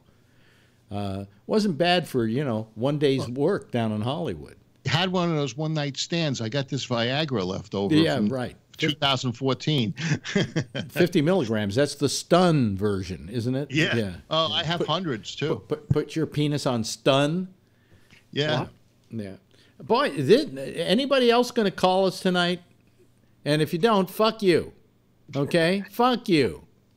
I don't know what happened. Of course, it's Friday nights usually were our heavy nights. Sound like I'm having a period. Were our heavy nights, and now they're getting lighter, and I don't know why. But, whatever. It used to be a special night. Used to be a special night? Yeah, because it was the only night that you would televise the thing. Well, we have a lot of people watching the televised version tonight. A lot of people. In fact, we're having less people listening to the audio because what they do is they get to gabnet.net, and rather than click the thing that says, you want to listen to the audio, there's a picture there with the audio, so they don't need to. I think that you need to put your subscription to sign up for YouTube. You need to have a button on everything you do, so that because you have 500 and something YouTube subscribers, if you have 5,000 Facebook subscribers, if you had 5,000 YouTube subscribers, you would even have a greater viewing audience. I mentioned this last night, and it is truly something that depresses me no end. You know, I will do this show, and then I will put it on Facebook. And maybe I'll get, like the other night with the Larry King thing, I think I got about 135 views of that, because we don't do it live on Facebook. Yeah, I listened to that. You said you got 1,000. No, wait a minute. So the other day, I stick a camera out of my window at the snow. And it's not even a good-looking picture of the snow. It's a brick building in the background. All right? And I keep it on there for about 2 hours. I come back, I look, and it's like, I don't know, 300 people have watched that. Wow, 300 people watched that? 350? By the end of the day, over 700 people had watched the snow falling.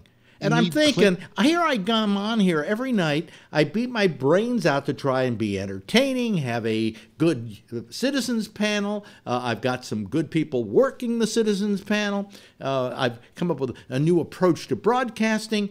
But I put out a picture of just snow falling, and I get more viewers than I get doing this. Now, that's depressing. What? Do you use clickbait like Harlem mugging camera? No. They're watching for muggings down on the 116th. No, I don't do anything like that. No, you should.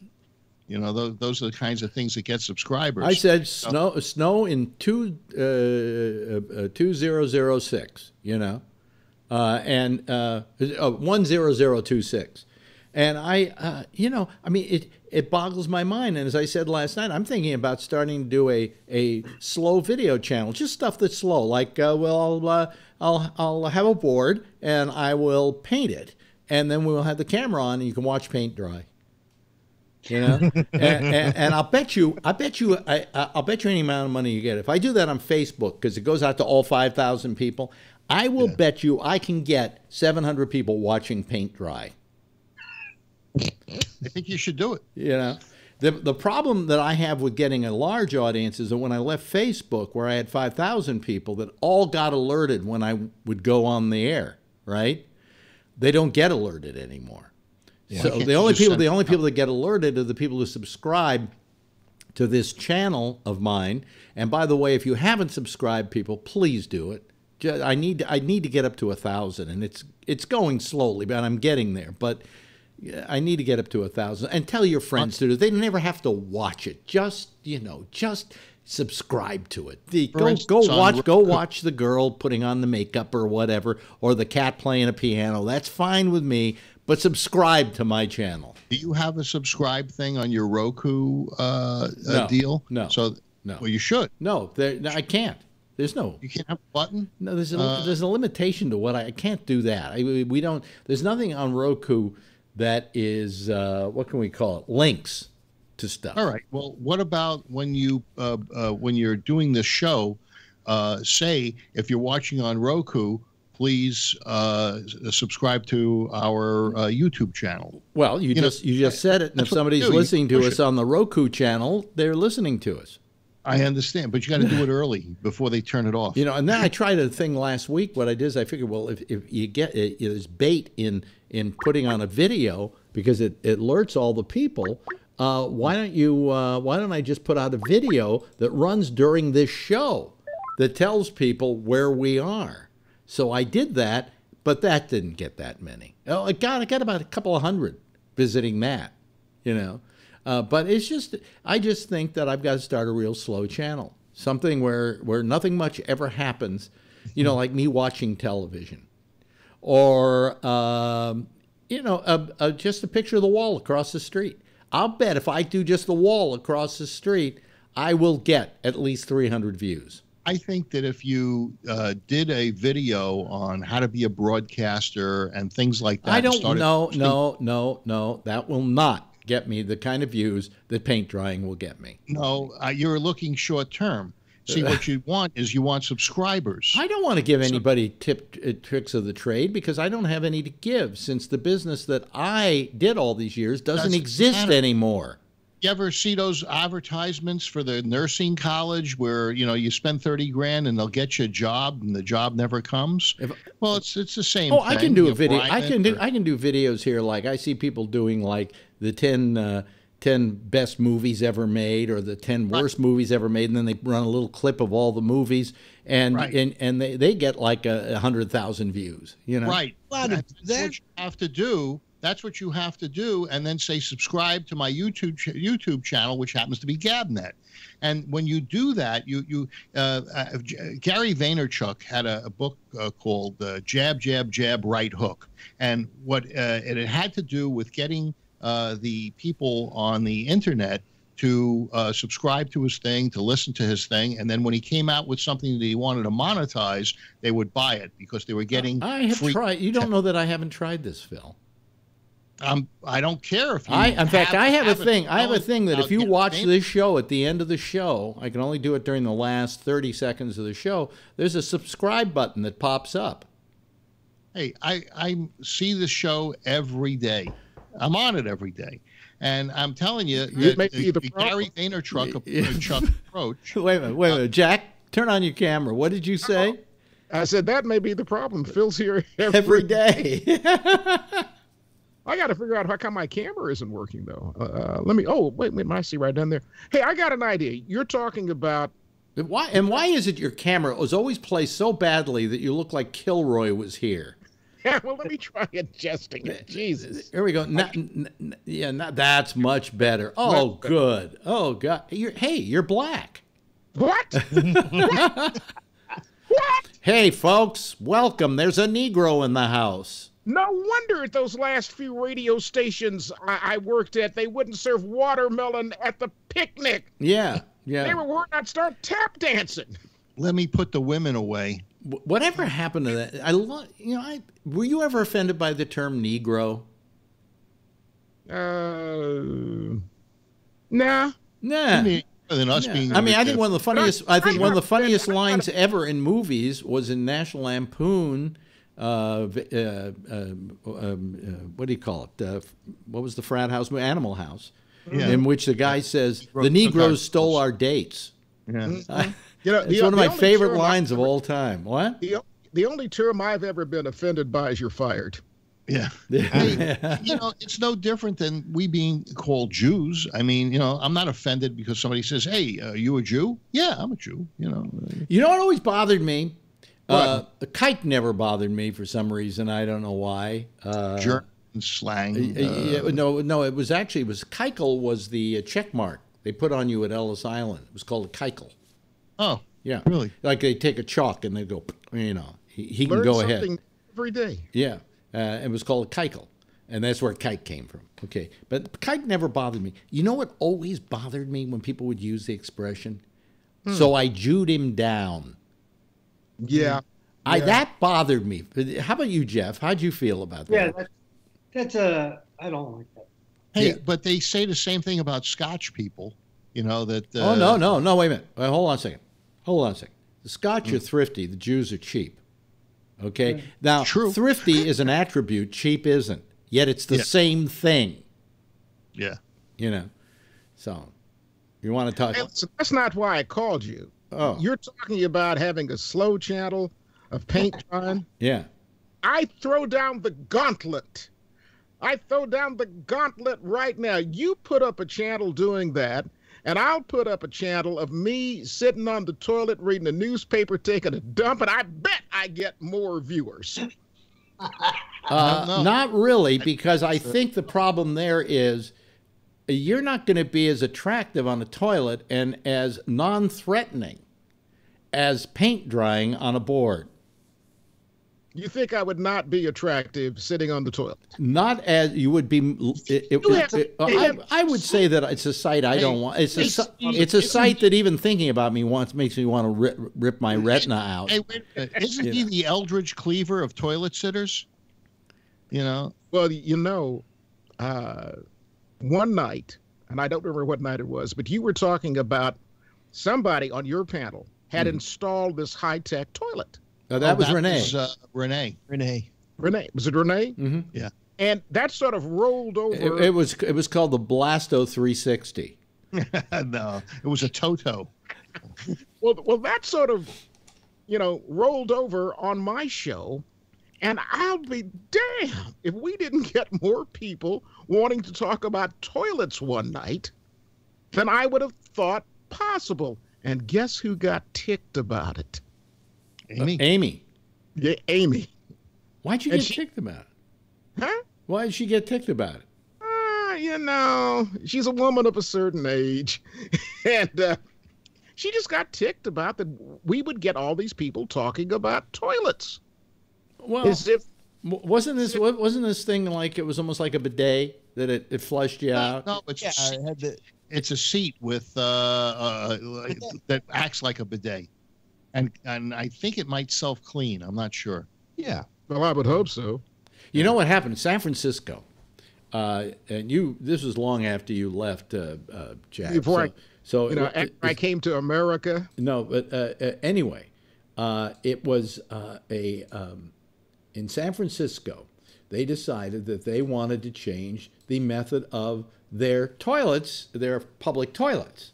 And they went to France and they bought these toilets they make in France that are right on the street corner. Yeah. And they're like in a big oval thing. And then you open the door and you go inside and you do whatever you're going to do in there. When you leave, it washes. It washes the whole inside of it. It's pretty neat. So what we did on the show, because we felt that it was, it was something that would be fun to do, we had this guy on my show who kind of did stunts and stuff, and we sent him down there, and we had him somehow stall the whole thing out so that he could, it would sense that he left, but he didn't leave, and then he stayed in there while it washed itself out. Did he get very wet? Oh, absolutely. He got drenched. Wow. Okay. But you remember those toilets? Are they still there, Ray? Do you know? I didn't hear what you said. What was that? These toilets in San Francisco. The green ones that came from France. There's one on Union Square. Oh, the auto toilets. Garage. Yeah. Yeah. There's a few of them around, but I think they've taken most of them out. And we had a couple. Just a couple. We had a couple go in one of them and have sex. Yeah, there was a few on Market Street, but I haven't seen them there anymore. Because they wouldn't unlock from the. You couldn't get into them from the outside as long as somebody was on the inside. It's only when they left, and then it would lock itself for about 2 minutes while it flushed out the inside of the thing, and then the next person could go in there and use it. Of course, if you really have to pee, and then you hear all that water sloshing in the inside, I think that could be a problem. They're really popular in France. He's on the outside, right all over it. Well, you know what they replaced in France? You know those they always used to say that this was a charming thing about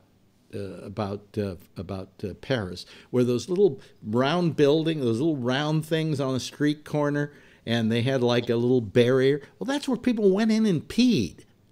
Oh yeah. Okay, but they always how romantic Paris with the blah and those things, and you go, they urinate in there. That's what those replaced. Yeah, that's right, because and there was a joke it's not so much now, but when I first started going there, the only thing that people used McDonald's for, French people, was to go take a piss.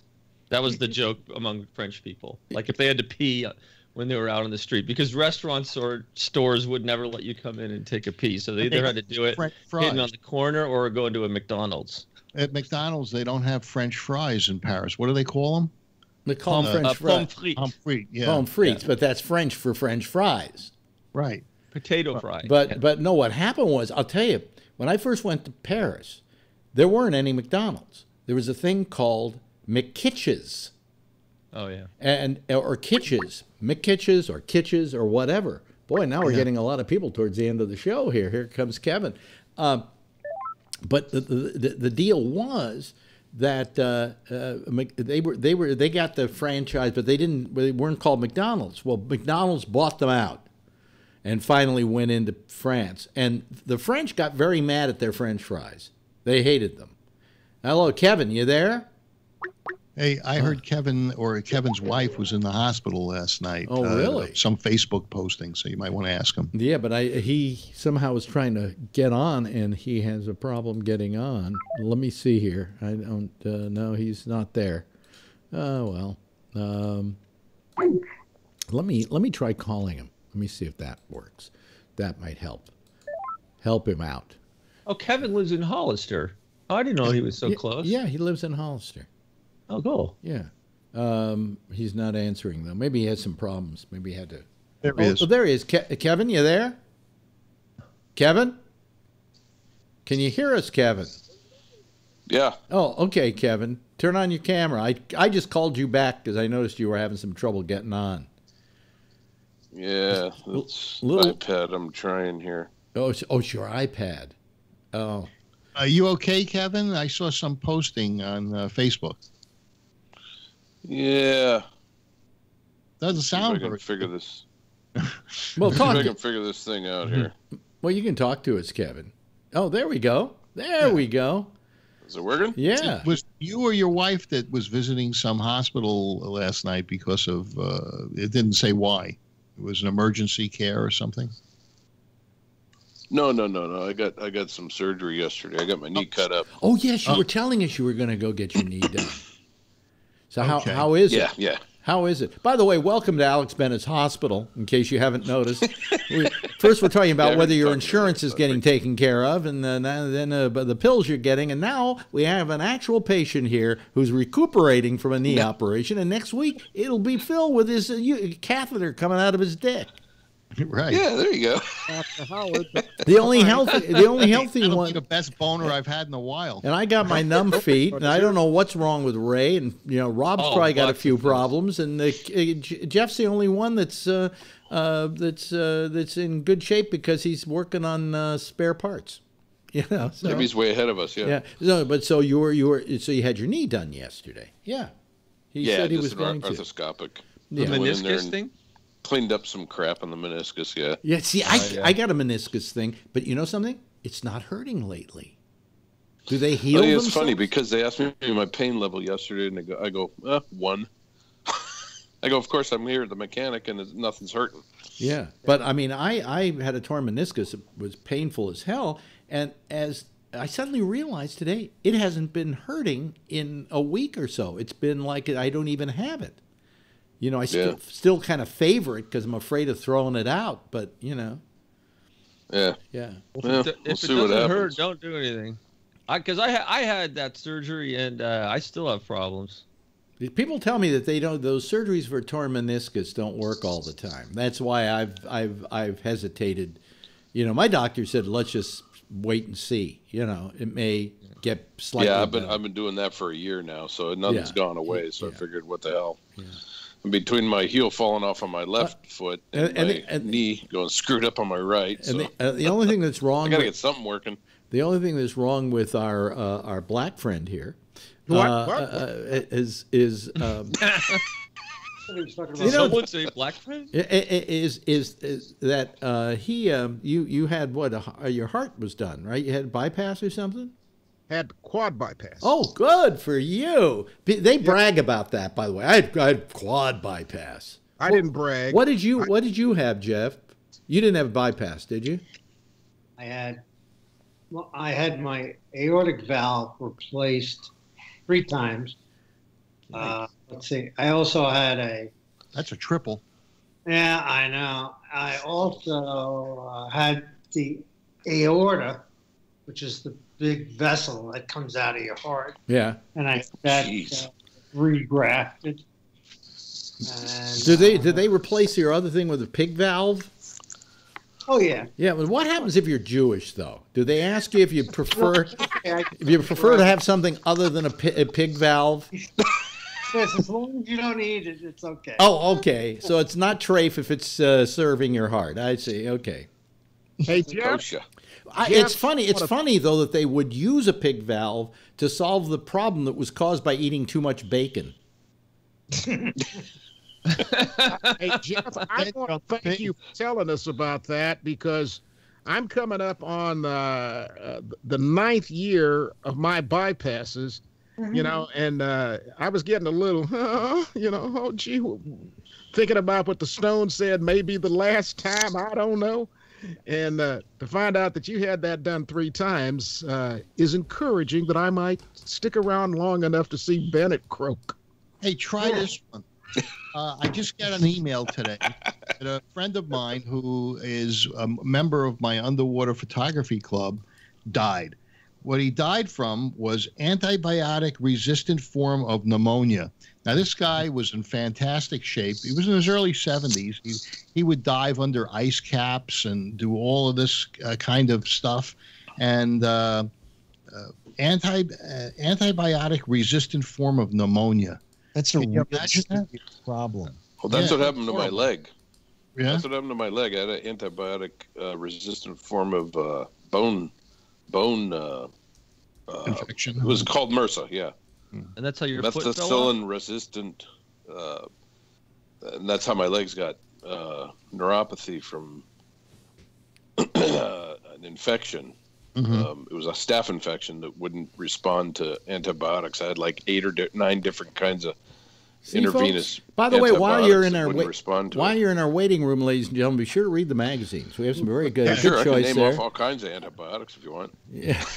And of course, the flesh-eating ones are tough too. Vancomycin. And As long as this seems like a doctor's office these days, is there any kind of magazines you want, like Highlights for Children? Do you want one? You want those? What? Highlights for Kids? Yeah.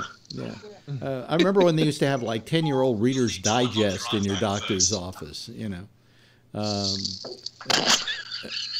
I was in one doctor's office where the People magazine. I think Jennifer Lopez was still on her first husband. You know, so it's that's what I want to do. Well, this is the first time I wasn't put under. They did an epidural on me and left me awake the whole time, and the guy said he gave me a little Michael Jackson juice, just enough to keep me awake. For your knee? Wait a minute, Yeah. that stuff put you Wow, out. I mean, I asked them to do that, and they wouldn't do it. they used it when I did when I had my what do you call it? Where they check your colonoscopy. They give you that drug to put you out, and there's a moment there is a moment just before you go under in which you feel so wonderful. But it's so Yeah, and short. he kept saying, it's like this "Okay, flash. breathe in." And my wife still loves to get it because she says, I just live for that one like millisecond, you know, where you I was just barely talking to the doc. Yeah. You know, Michael Jackson had his own doctor so he could get that to put him to sleep. Yeah. That's stupid.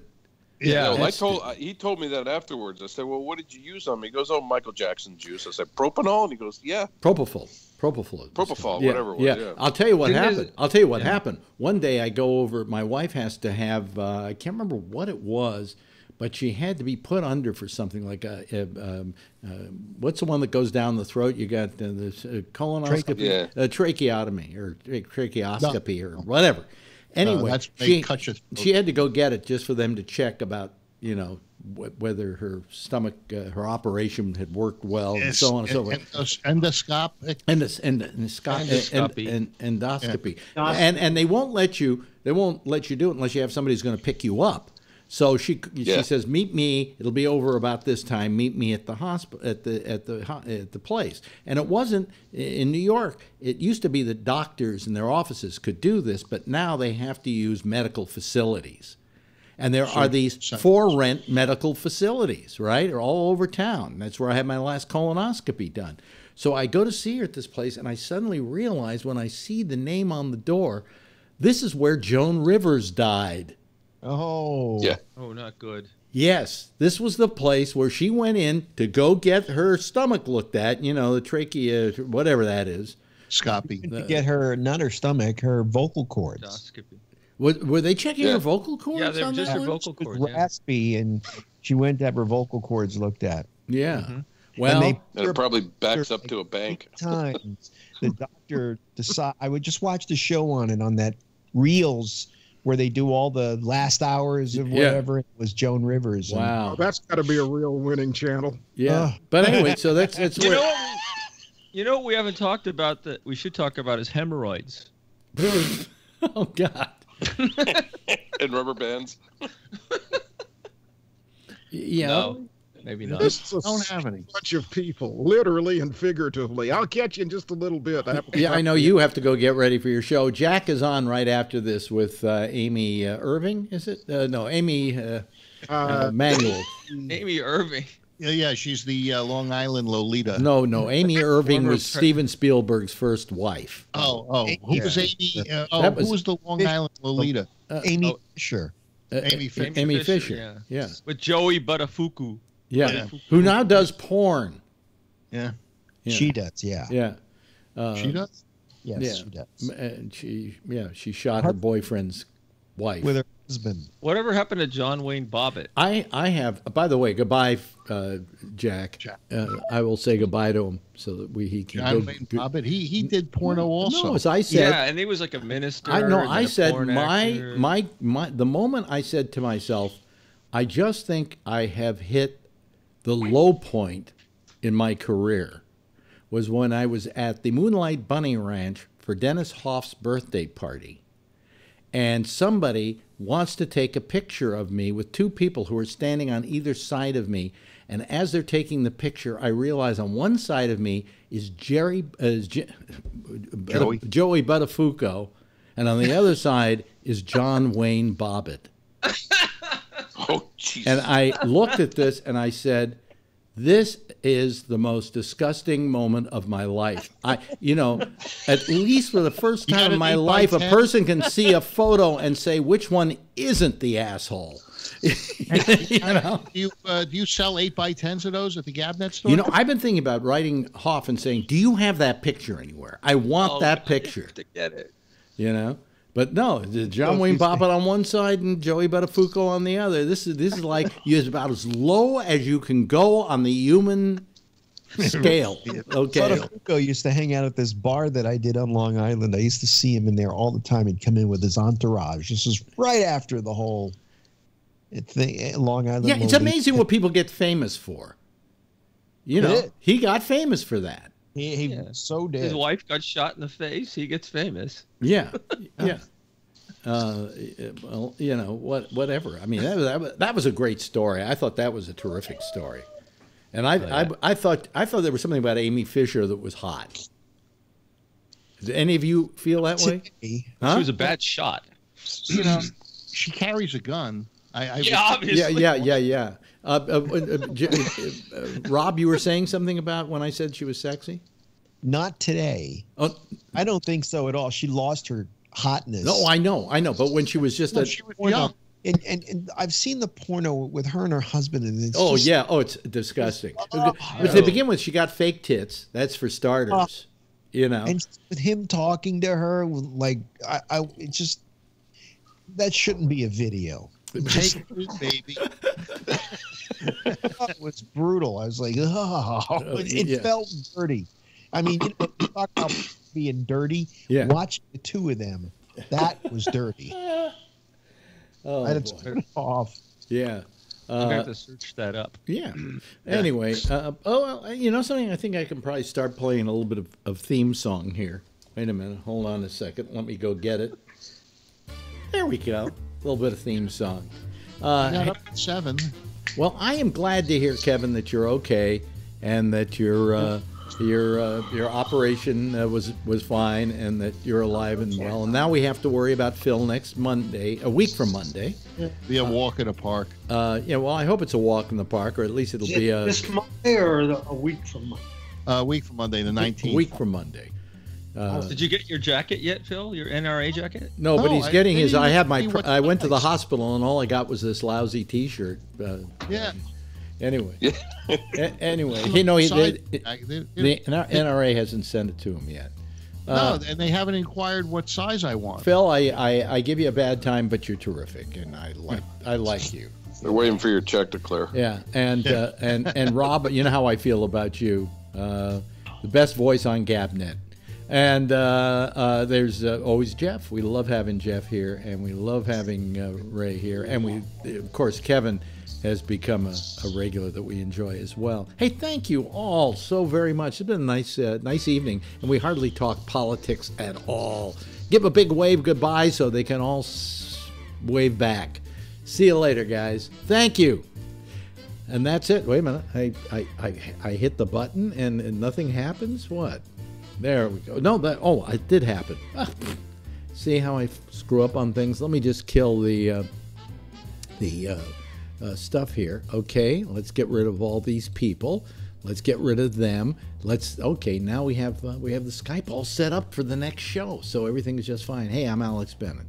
That's it for tonight. We'll see you again. Let's see here. When's the next time we're going to see you? We'll see you on Tuesday, right after Damian Chaplin with the Exchange at 9:30. We'll be here at 10 o'clock. It's Jack and Amy next with Connections, and then at 1 o'clock with the Intersection, and then at 1 o'clock this morning, it's Connections, coming to you from Florida. And then, as I say, we'll be back here after Damien, who's on at 9:30. And, we'll be here at 10, same time, same station in life. In the meantime, as always, if you see her, tell her I love her, okay? Bye.